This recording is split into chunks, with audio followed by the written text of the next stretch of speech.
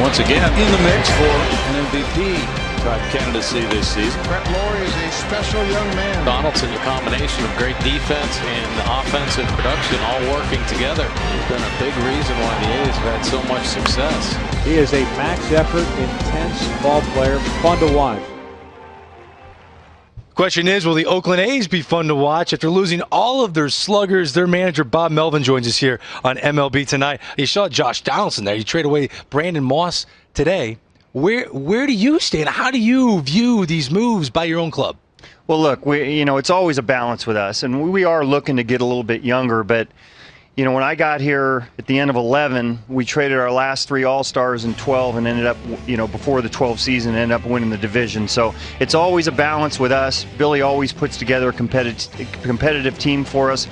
Just when you think we're going in one direction, we may make another move that might make you think a little bit differently. But, at this point in time, a little bit younger is probably what we're looking at. Bob, Billy and David seem to me over the years, they really look at building a team in the aggregate where the sum of the parts is greater than any individual parts. And then you do a phenomenal job of taking all the parts and never overexposing a player more than what his ability dictates to be overexposed. Is that a philosophical direction of the organization that you guys have come to an agreement on and how to use the personnel? No doubt about it, and that's the way the team's put together, and David and Billy do such a good job with that. And then we go over how we're going to do it, during the off season and certainly through spring training. But we're trying to get as many parts as we can.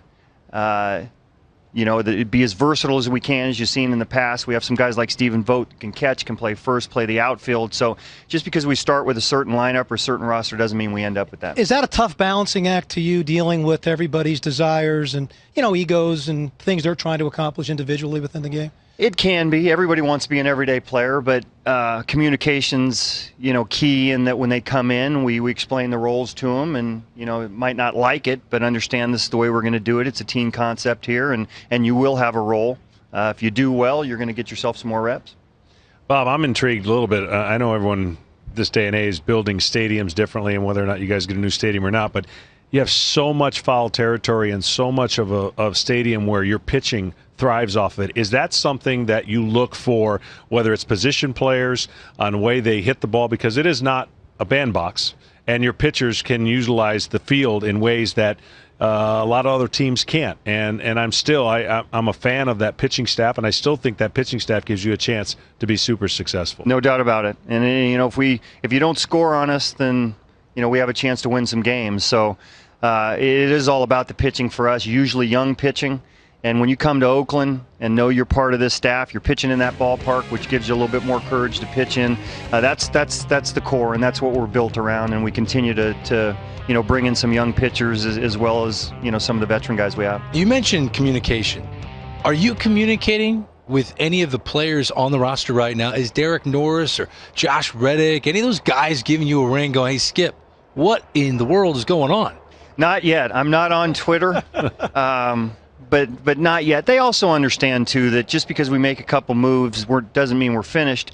And both those guys, they understand, too, that they were part of the resurgence and the guys that we brought in at 12 right, that ended up winning us a division. So it's tough to see, guys that you've been with 2, 3, 4 years and guys that have had a big impact here and that are your friends and so forth. But, that's the way the baseball business is, especially with us, because we have to be creative. Bob, right now the health status of your 2 young guys that got hurt last year, and Parker and Griffin, or are they coming into camp and healthy, or are they coming into camp at a point in time where they're still rehabbing? Well, I wouldn't say rehabbing, but they won't be ready to pitch in games. We're probably looking at halfway point, maybe a little bit earlier. I believe Jared had his first, which was his second, and then AJ. But we feel like we have core guys, a group of guys that can get us there, and then now we have, it's like a mid-season trade to be able to bring in two quality guys like them. I'm intrigued because I'm crazy with off-the-wall questions. Have you had? I can't think of a team that's got to change their signs more than you guys.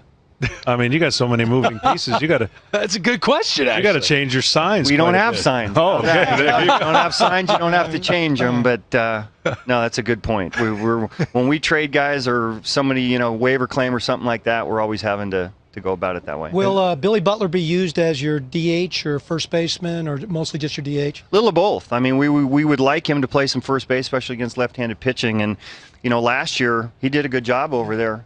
They really took off. I mean, you hate to lose a guy like Hosmer, but when he played some first base, they started to play pretty well. And then you bring in a guy like Hosmer, and they're back to full strengths. I know he's excited about it, being able to play some first base, to get out in the field sometimes, not just DH. So at the end of the day, you're telling us, Bob, don't be surprised. Come September, the Oakland A's are in the mix in the AL West. I wouldn't be surprised at all. I mean, since I've been here, that's been the case. We've won the last 3 years. We've been in the postseason. And if you to look at the roster of the 12 team in April, you would have said no chance. So Billy has a way of putting together a competitive team. It might not be household names. Maybe the next year they end up becoming household names. Former AL Manager of the Year, Bob Melvin of the Oakland A's. Bob, thanks for catching up. We appreciate it.